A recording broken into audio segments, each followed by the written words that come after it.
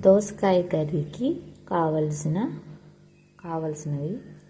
ఒక ఉల్లిపాయ, 2 పచ్చిమిర్చి, 2 టమాటా, పెద్ద సైజు దోసకాయ. ఇలా మొత్తం ఇలా సన్నగా తరిగి పెట్టుకోవాలి. అసలు నేను చేసే వంటలు చాలా సింపుల్గా ఉంటాయి, అందరూ వండుకునే విధంగా. తప్పకుండా లైక్ చేయండి, షేర్ చేయండి, కామెంట్ చేయండి, ప్లీజ్ సబ్స్క్రైబ్ చేసుకోండి. ఇప్పుడు ఎలా వండాలో చూద్దాం. స్టవ్ వెలిగించుకొని కళాయి పెట్టుకొని ఆయిల్ వేసుకోవాలి. కొంచెం కూరకి సరిపడా ఆయిల్ వేడెక్కిన తర్వాత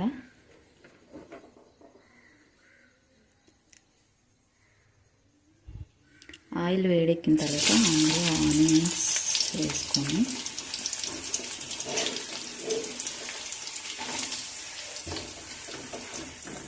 బాగా వేయనివ్వాలి.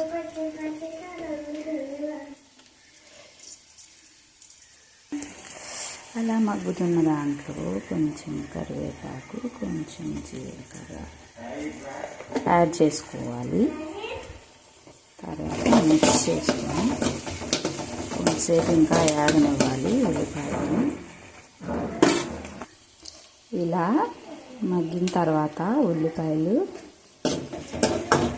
కలుపుకొని టమాటా వేసుకోవాలి.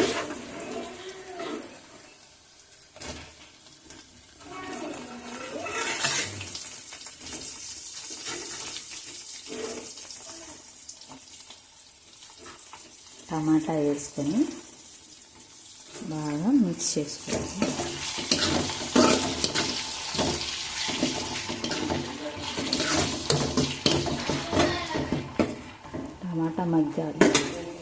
టమాటా మగ్గించుకున్నాక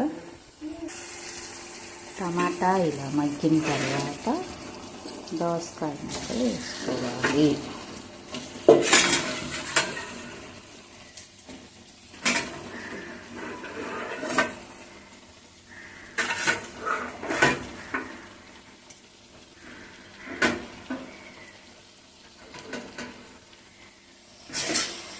వేసుకొని మిక్స్ చేసుకోవాలి.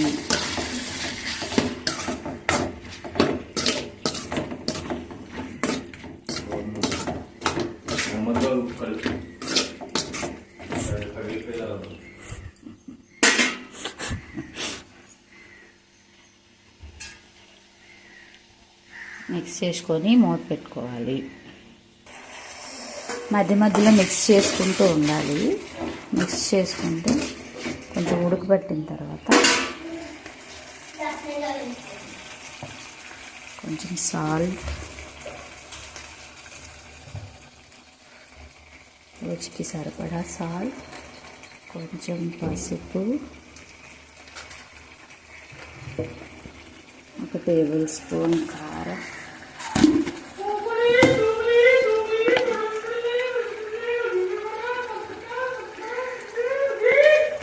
చేశాను కదా, కొంచెం వేసుకుంటే సరిపోద్ది. మిక్స్ చేసుకొని ఉడకనివ్వాలి. ముక్క ఉడికిన మనకి తెలిసిపోతుంది. ముక్కను బాగా ఉడకనివ్వాలి. చూడండి, ఆయిల్ ఇలా పైకి తేలుకుండా మిక్స్ చేసుకొని కొంచెం చిన్న సైజు నిమ్మకాయ అంత చింతపండు తీసుకొని చింతపండు పులుసు వేసుకోవాలి.